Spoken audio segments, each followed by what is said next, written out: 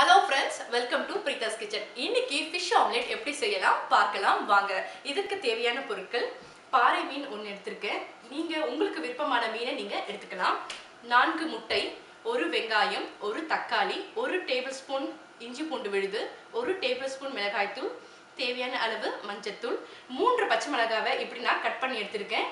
தேவையான அளவு கறிவேப்பிலை, கொத்தமல்லி, எண்ணெய் மற்றும் உப்பு. வாங்க சமைக்கலாம். உப்பு மிளகாய்த்தூள் போட்டு ஒரு 15 நிமிஷம் மேரினேட் பண்ணி எடுத்து வச்சிருக்கேன். ஒரு டேபிள்ஸ்பூன் எண்ணெய் ஊத்திட்டு இந்த மீனை இப்ப நம்ம வறுத்து எடுத்துக்கலாம்.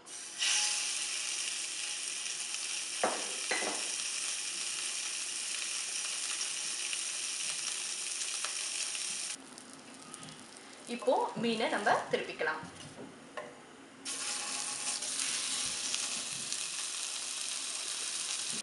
மீனை இப்படி வறுத்து எடுத்து வச்சிருக்கேன். மீன் வதக்கின பேன்லயே நம்ம இன்னும் கொஞ்சம் கூட எண்ணெய் ஊத்திட்டு வெங்காயத்தை ஃப்ரை பண்ணி எடுத்துக்கலாம். வெங்காயம், பச்சை மிளகாய்,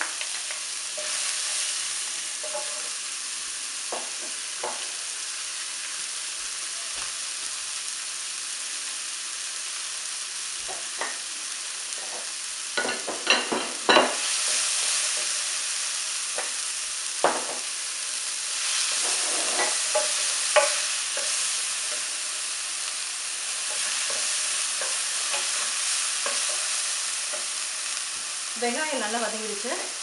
இப்போ நம்ம கருவேப்பிலை ஆட் பண்ணிக்கலாம்.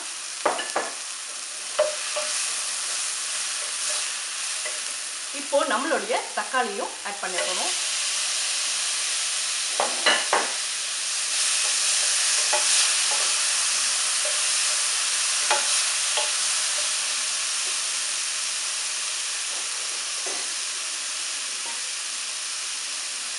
ஒரு டேபிள்ஸ்பூன் ஜிஞ்சர் கார்லிக் பேஸ்ட்,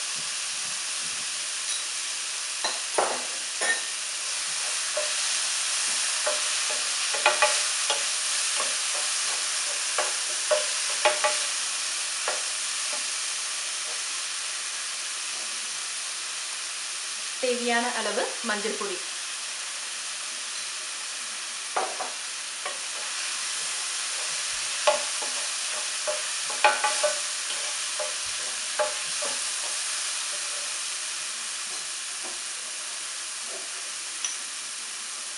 நம்ம ஆல்ரெடி பச்சை மிளகாய் 3 போட்டதுனால தேவையான அளவு மிளகாய் தூளையும் ஆட் பண்ணிக்கோங்க.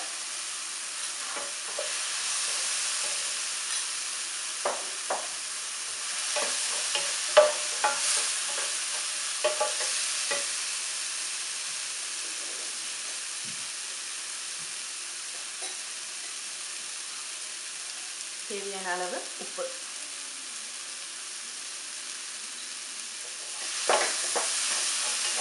இது எல்லாத்தையும் போட்டு நல்லா வதக்கிடுங்க.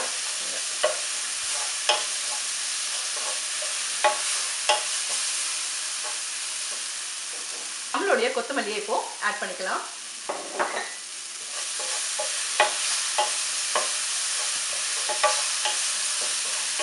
இந்த முட்டையில இப்போ நம்மளுடைய மசாலா கலவையை ஆட் பண்றோம்.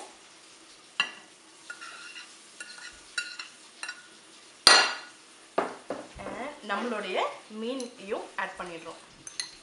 ஆல்ரெடி நம்ம மசாலால லேசா உப்பு போட்டிருக்கோம். நான் இதுக்கு தேவையான அளவு உப்பையும் கொஞ்சம் ஆட் பண்ணிக்கிறேன். இந்த மசாலாவை நல்லா மிக்ஸ் பண்ணிக்கோங்க. இந்த மீனும் இந்த மசாலாவும் நல்லா மிக்ஸ் ஆகணும். அப்பதான் நமக்கு அந்த ரைட்டான ஃப்ளேவர் கிடைக்கும். நம்மளோட பேன் நல்லா சூடாயிடுச்சு.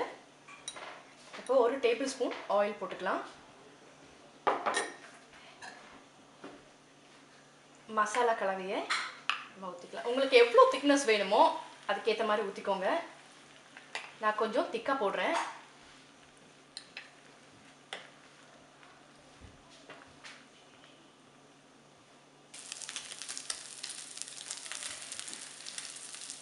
ஒரு 2 மினிட்ஸ் கழிச்சு நான் திருப்பி போட்டிருக்கேன்.